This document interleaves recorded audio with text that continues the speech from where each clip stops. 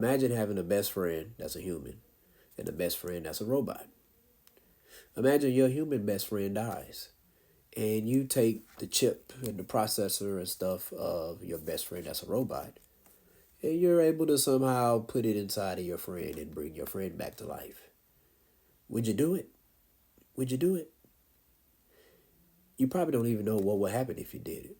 But if you want to know what would probably happen if you did it, check out the movie Deadly Friend. I love this movie growing up. This movie here is 39 years old, and it makes me realize how old I am.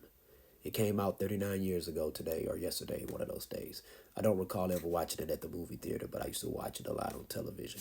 Um, this is a very, very good movie, and I think it's a very, very realistic tale of what would happen if you was to put a robot that's your best friend and you were to merge the robot and your friend, your best friend together.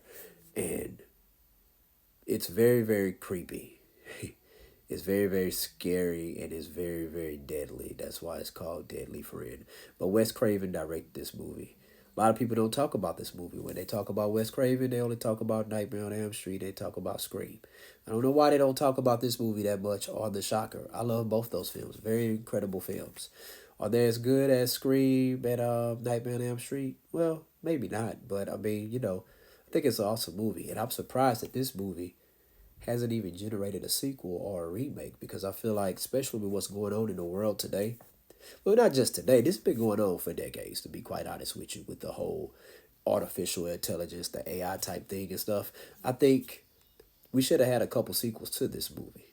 Even if Craven wasn't directed, and have somebody else direct it because other people directed the Nightmare on Elm Street movies and we still got sequels. But I really enjoyed this movie, and every time I watch it, it brings me back to as if I'm like 7 or 8 years old, or 6, 7, watching this movie. And it has its terrifying moments and it has its very comedic moments. Characters who, what I liked about this movie, characters who deserve to, a lot of characters got what they deserved in this movie. So if you was good in this movie, you got what you deserve. You got goodness. If you was bad, you was a jerk in this movie, you got what you deserved. You got what you deserve. I'm going to leave it at that. I'm not going to spoil it for you for those who haven't seen it. But those who have seen it, you know what I'm talking about. Go watch the movie. Right now, it's playing free on Tubi. So, Deadly Friend. Check it out.